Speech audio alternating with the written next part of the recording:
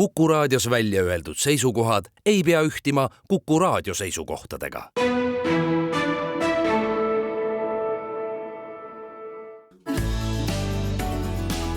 Keskpäevatund.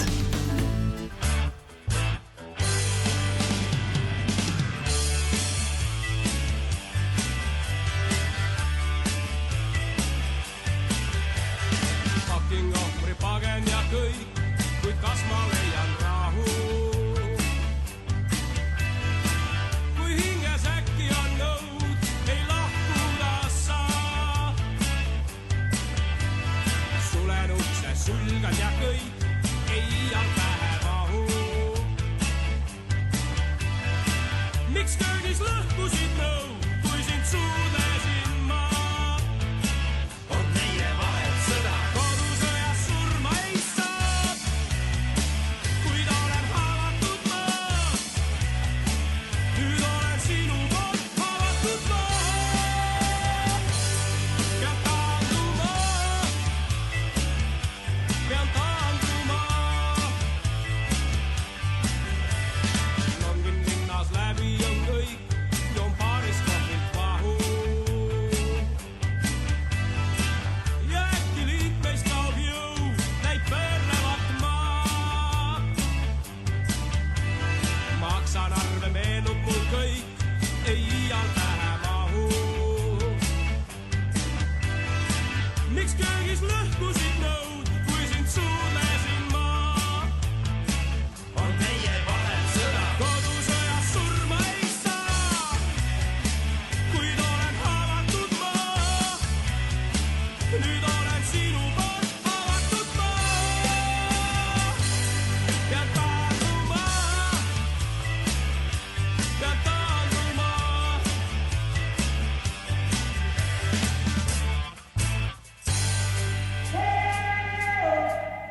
Hommista Taliman, Talimi banana.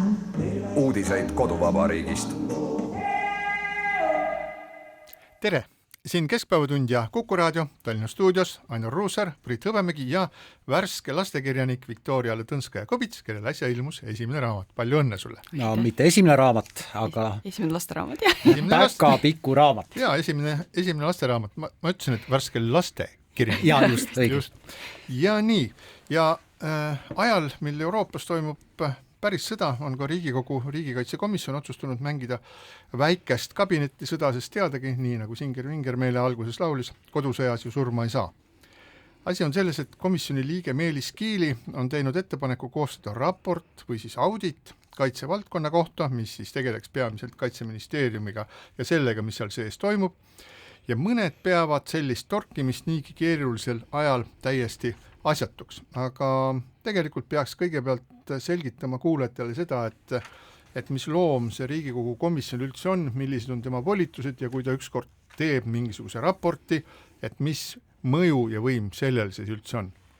No tõepoolest alustaks sellest, kus mul on päris kompetents olemas ja selgitaks, mis asi on see raport, mis see formaat selline nagu näeb ette.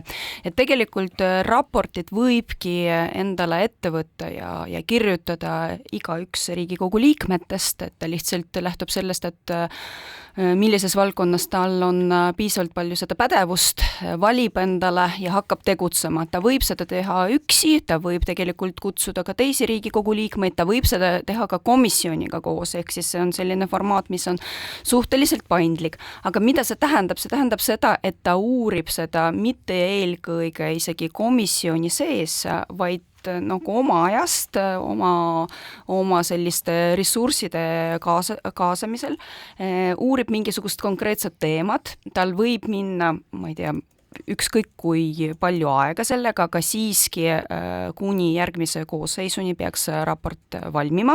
Ja siis ta tutvustab raportit eelkõige komisjoni liikmetele, siis komisjoni liikmed võivad seal oma ettepanekuid või oma parandusi tegema ja siis pärast ta juba tutvustab seda avalikkusele. Kindlasti siin on olemas üks selline nüanss selleks, et seda raportit üldse, selle raportiga alustada oma tööd, selleks on vaja heakskiitu komisjoni poolt. Ehk siis komisjon sisuliselt peaks toetama sinu mõtted, sinu ideed. See ongi see, mida ma suudan välja lugeda uudisest, et näiteks Kalev Stoicescu, kes on selle komisjoni juht, ütles, et sa pead pakkuma meile täpsemat nagu nägemist, et mis selle raporti sees ikkagi on, et mida sa tahad, millest sa tahad kirjutada. Aga komisjon kui selline, muidugi kui sa alustasid sellest küsimusest, et ma ammu unistan sellest, et komisjoni roll oleks suurem, kui ta praegusel hetkel paistab, sellepärast et tegelikult põhiseaduse järgi ja põhiinstitutsioonide nagu kohaselt komisjonil peaks olema suurem roll ja suurem autoriteet kui isegi ministeeriumitel, sellepärast et lõppkokkuvõttes Riigikogu on see peamine roll, ehk siis see komisjoni juht on tegelikult oma pädevusest peaks olema kuskil võrreldes ministeeriumiga või ministriga samasugusel tasemel. Ja sellepärast seda ma nagu tegelikult vägagi tahaks näha, et kui nemad midagi otsustavad või kui nemad midagi toovad lauda, siis see võiks olla tähelepanu all. No riigikaitseraport on iseenesest väga peenike värk, et seal on selliseid valdkondi, mis ei ole avalikud, seal on selliseid valdkondi, mis ei ole päris avalikud ka ilmselt Riigikogu liikmetele kõigile, aga ma arvan, et seda raportit oleks tegelikult vaja, sest et me räägime riigikaitsest väga-väga laialt, aga minul küll ei ole ühist arusaama, kus me siis oleme, milliseid vigu on tehtud, kuidas neid vigu vältida, kuhu raha läheb ja nii edasi. Ma ei kahtle, et raha läheb õigesse kohta, aga natuke detailsemalt tahaks seda teada küll. Võib-olla see on minu kui ajakirjaniku professionaalne kretinism. Aga vaata, mis juhtus? Juhtus see, et sisuliselt töövorm, mis on kõigest raport kui töövorm, on võtnud nii palju tähelepanu. See ei pea niimoodi olema, sellepärast, et eelkõige eksisteerib teema ja siis nagu mingisugused instrumendid, kuidas me seda teemat hakkame käsitlema. See, et praegusel hetkel me räägime, kas raport on üldse vajalik või ei ole vajalik, see on nagu juba eos nagu väga vale suund ja sellepärast mul on nagu siiralt kahju, et alguses peaks tekkima mingisugune teema, siis selle teema käsitlemine ja alles siis tulemuste tutvustamine ja siis me kõik räägiksime sel teemal. See, et seal komisjonis praegusel hetkel selline keeruline olukord, et nad ei suuda leppida kokku, kas üldse on vaja seda raportit või ei ole vaja, see on probleem. Jaa, aga kui sa ütlesid enne, et sa tahaksid, et komisjonidel oleks suurem mõju, siis palun väga, sa ise olid kultuurikomisjoni liige, me oleme arutanud Riigikogu kultuurikomisjoni tööd, Riigikogu kultuurikomisjon on teinud ju selliseid asju, me oleme seda kritiseerinud ja arutanud, näiteks Estonia juurdeehitusega, tähtsate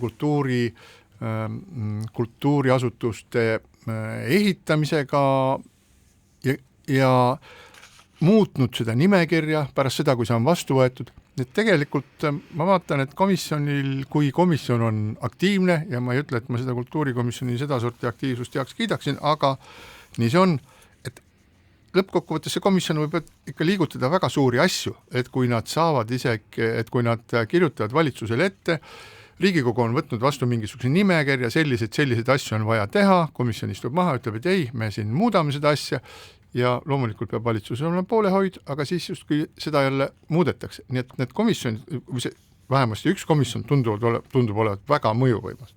Ei, no tegelikult see ongi nagu ette nähtud roll, et justkui need komisjonid peavadki olema tunduvalt aktiivsemad. Vaadake praegusel hetkel siis, kui tekib mingisugune eelnõu, ükskõik millise seaduse eelnõu, siis ta eelkõige tuleb ministeeriumi poolt, aga oleks nagu tore, kui ka Riigikogu tasemel oleks nii palju seda aktiivsust, et pigem nagu komisjoni poolt rakendaks seda kompetentsi, mis on seal komisjonides ja siis et need asjad saaksid liikuda vastupidises suunas, ehk siis alguses parlamendi tasemelt. Või siis igasugused need teemad, nagu sa, Priit, juba mainisid, et on olemas mitte ainult kultuurikomisjoni asjad, aga siiski ma mäletan, et siis, kui meie näiteks võtsime ette kas või kutsehariduse probleemi või siis õpetajate järelkasvu probleemi, siis meie poolt olid koostatud spetsiaalsed paberid, et mis on meie kokkuleppe, ka poliitiline kokkuleppe komisjoni tasemel, sõltumata sellest, et millised erinevad erakonnad seal kõik on laua taga ja me saadame seda paberit valitsusele ja nüüd siis on see probleemne koht, kas valitsus aktsepteerib seda, tegelikult meie põhiseaduse järgi ta peaks aktsepteerima, aga kas ta nagu päriselt hakkab tegutsema selle järgi või pigem nagu ja meediapilt on ka selline, et ministrid on võimsamad ja nad lihtsalt panevad sellest paberist nagu kuidagi mööda. No võt just, et parlamendikomisjoni roll peaks tegelikult olema, ta on, aga ta peaks vähemalt välja paistma suurem, kui ta praegu sageli välja paistab. Et see on minu meelest ka probleem. Noogutan. Jaa, noogutame, aga läheme tagasi selle kaitsetemaatika juurde, et iseenesest me ju kõik väga hästi näeme, mis maailmas sünnib, mis sünnib Euroopas, mitte ainult Euroopas, mis sünnib ka Lähis-Idas. Ajad on väga tulised ja kuumad ja ühest küljest võib aru saada, et siis riigikaitsekomisjoni liikmel võib tekkida selline põletav huvi, et teada saada, et mis ikkagi seal siis selles kaitsevaldkonnas toimub, aga seda kaitsevaldkonda tuleks nüüd täpsustada, et see kaitsevaldkond on just nimelt siis Kaitseministeeriumi haldusala. Aga nüüd, kui lihtsalt vaadata seda tausta, Meelis Kiili, riigikaitsekomisjoni liige ja Kaitseministeeriumi vahekord on siis umbes selline, nagu omavahel üritaksid suhelda kass ja koer. Et kui me vaatame ajas natukene tagasi, siis kui Kaitseväe juhataja oli Martin Herem ja Kaitseministeeriumi kantsler oli Kusti Salm, siis Meelis Kiili ei hoidnud tagasi oma seisukohti selles osas, et mida ta sellest kõigest arvab. Meelis Kiili on avalikult öelnud seda, et ma Kusti Salmi talendist väga lugu ei pea, tema minust ilmselt ka mitte, mis vastas muuhulgas ka tõele. Ja Kiili ja Heremi omavaheline nagu jagelemine oli, ütleme niimoodi, et see äratas nende inimeste tähelepanu, kes selle asja vastu huvi tundsid ja näiteks ma toon ühe endise Kaitseväe juhataja Martin Heremi tsitaadi, ta ütles, et poliitikud armastavad liiga pikalt arutleda ja nüüd on tsitaat. Aga on kiire. Meelis Kiili ütles täna, et süveneda tuleb detailidesse ja vaat see on hetk, mis teeb jõuatuks. Millesse te veel tahate süveneda? Arvutused on tehtud, öelge, mis mahus, läheme edasi või tee seda üldse, rääkis Herem. Ja tsitaadi jätk, mulle tundub, et inimesed, kes räägivad Venemaa ohust, teevad seda, sest see on moes, mitte ei arva, et see võib realiseeruda. Ja selline vastuolu siis nii Heremi kui Kiili vahel, see püsis Kusti Salmi ja Meelis Kiili vahel ja Meelis Kiilil kindlasti oli oma osa selles, et kui Martin Herem oli valinud oma järglaseks Kaitseväe juhatajana Veiko-Velle Palmi, siis tegelikult kaitseminister Hanno Pevkur Palmi sellele kohale ei esitanud, esitas hoopis Andrus Merilo ja ütleme praegu tänase teadmisega võib öelda, et Merilo on veel mitu kraadi kangem pulk kui Veiko-Velle Palm. Et kuhu ma tahan selle jutuga jõuda?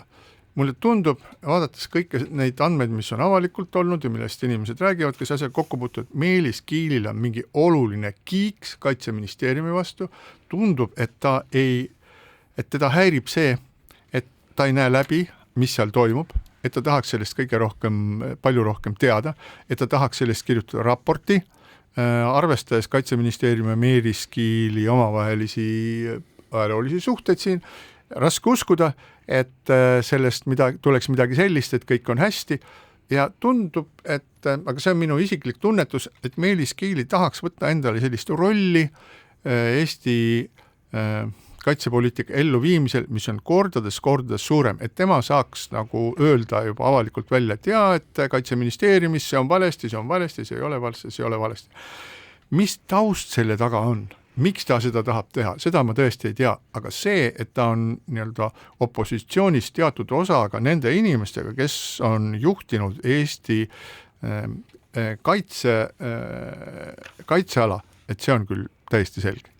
Nojah, temal kui Riigikogu liikmel ja Riigikogu komisjoni, riigikaitsekomisjoni liikmel on kindlasti palju suuremad võimalused tegelikult igasugust informatsiooni selle kohta saada, kui meil kolmel siin ja enamustel kuulajatel, aga tegelikult ma ütleksin, et ma ei tea, ilmselt on seal tõesti midagi isiklikku, vähemalt niimoodi kumab välja, aga tegelikult ega me ju kõik tahaksime veidigi rohkem teada saada tõepoolest, et kui me räägime riigikaitsekulutustest, siis millest me täpsemalt räägime. Sendi pealt me ei saa seda kunagi teada, ei tohigi teada saada, nagu ka meie potentsiaalsed vastased ei tohi seda kunagi teada saada, aga tõepoolest, et rääkides riigikaitsest, siis millest me õigupoolest räägime või rääkides kaitsekulutustest, mis on, eks ole, üle 3,5%, millest me siis õigupoolest räägime, see võiks olla natuke rohkem avatud ja natuke rohkem lahti kirjutatud küll. Mina küll ei tahaks, et see oleks väga avatud ja väga hästi lahti kirjutatud. Nii palju, kui see võimalik on. Jah, vaata, selle asjaga on niimoodi, et kui... mis sa selle asjaga on niimoodi, selle teadmisega peale hakkad nagu õieti, et sa tead, et okei, et 200 Atacam raketti, see maksab nii ja nii palju miljonid ja need maksavad nii ja nii palju. Ma pidasin silmas pigem seda, et minu mure on loodetavasti põhjendamatu, et riigikaitsekulude all, kui poliitikud nendest räägivad või valitsuse liikmed nendest räägivad, siis nende kulude all ei ole otseselt seda raha, mida võib pidada riigikaitsekuluks, ehk siis, et see on kaudne kaitsekulu ja kaudne kaitsekulu on ka õpetajate palk näiteks. No ei tea, kaudselt on. Aga mul on väga huvitav muidugi... mis mõttes iga asi, siis võib öelda iga asi, et Tallinna tänavate lumekoristus on ka kaitsekulu. Seda ma tahtsingi öelda, et oleks selge, mis asi siis on riigi kaitsekulu. Okay. Mul on väga huvitav jälgida teie väitlust, et selge see, et lõppkokkuvõttes meil on demokraatia. Demokraatia tähendab seda, et need saadikud, kes on valitud, neil on õigus tegutseda nii palju, kui nad ise näevad, et on vaja tegutseda. Selles mõttes, et kui on komisjoni liikmel selline tahe ja selline soov ja nüüd siis on tõepoolest olemas selline nüanss, et sa pead kooskõlastama seda teiste komisjoni liikmetega, siis ta peab läbima seda nagu kooskõlastamist. Aga see, et tal on olemas mingisugune initsiatiiv, see ei ole mitte midagi erakordset. Jah, muidugi ma ei tea neid detaile ja neid võib-olla kõike neid asju, millest Priit sa siin rääkisid varem. Ma võin seda kinnitada puht ka formaalselt, et muidugi raport on ka selline platvorm, mis annab puht poliitiliselt sul rohkem kõnepilde. Ehk siis, kui mingisugune inimene Riigikogus tahab rohkem kõnetada oma valijaid, siis ta võib valida seda formaati ka sellisel põhjusel, et see annab talle tähelepanu. Aga ma ei tea, kas see on see, mille pärast konkreetne saadik tahab sellega tegeleda või pigem tõepoolest on mingisugune siiras suur mure riigikaitse teemade pärast. Mis mind konkreetselt häirib selle valdkonna juures või selle käsitluse juures on see, et meil hästi palju segast sõnumit.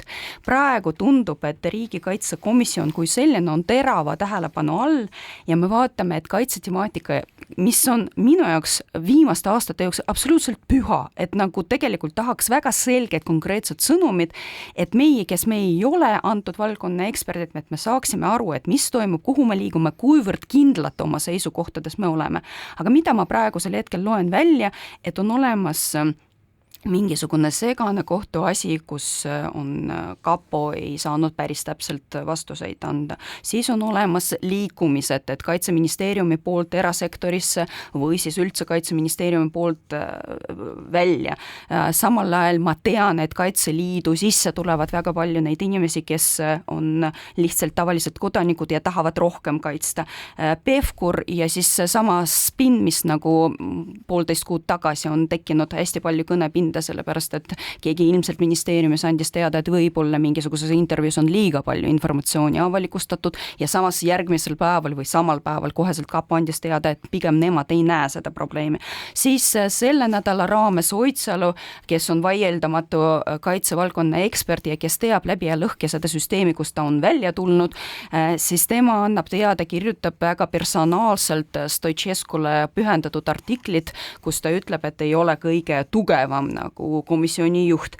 Ja kõik need segased sõnumid ühe ja sama valdkonna kohta, seda on liiga palju. Seda on liiga palju selleks, et minu pilt, kes ma ei ole selle valdkonna inimene, oleks piisavalt selge, et aru saada. Kuulge, küsimus on hästi lihtne, kuivõrd kaitstud me oleme.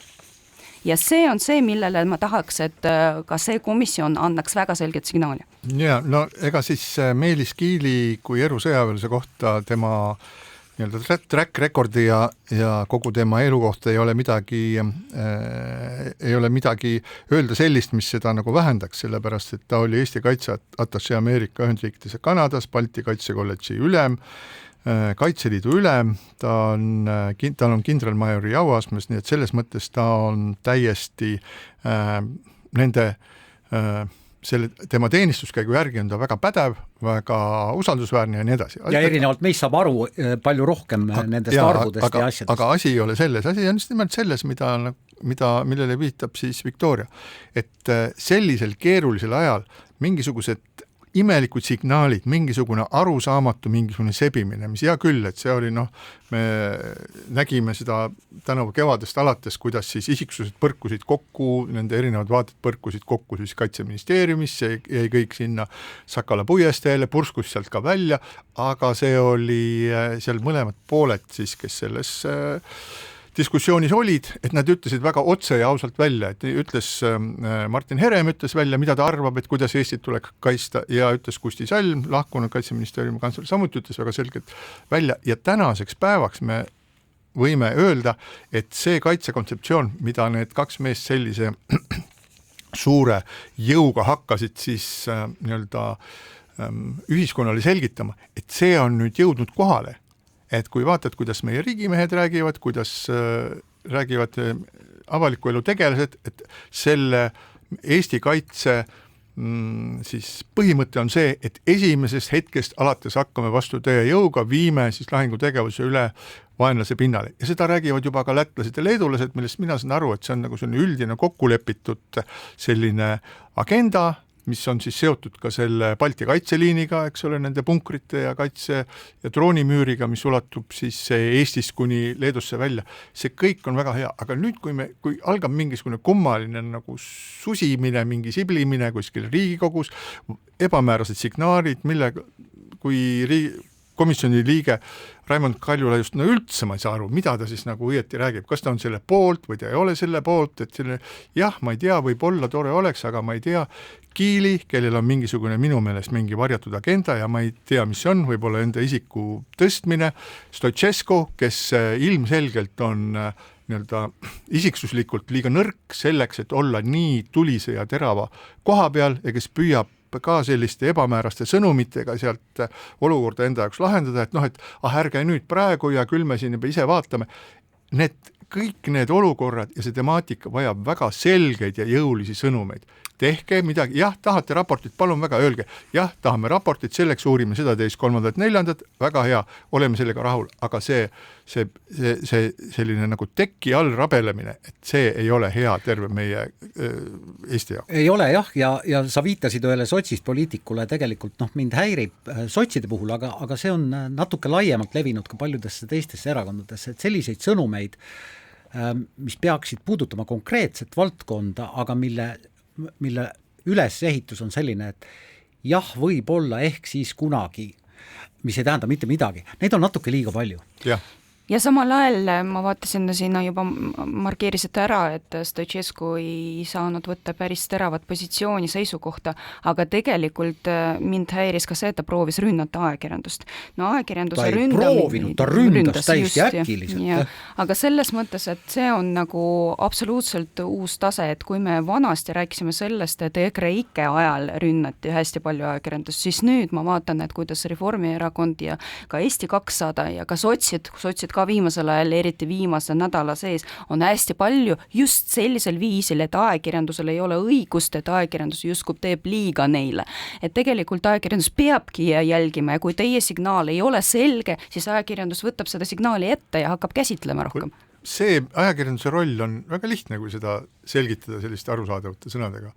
Ajakirjandus peab hingama kuklasse avaliku võimu teostajatele ja neile, kellel on ühiskonnas suurem võim, ja need inimesed peavad teadma, kui nad teevad midagi valesti, siis lööb ajakirjandus neile küüned selga. Ja ajakirjanduse roll on ka näidata seda, mis on hästi läinud ja ajakirjandus seda näitab, aga seda ei panevat need samad ajakirjanduse kritiseerijad sageli tähele. Ja siinkohal väike paus.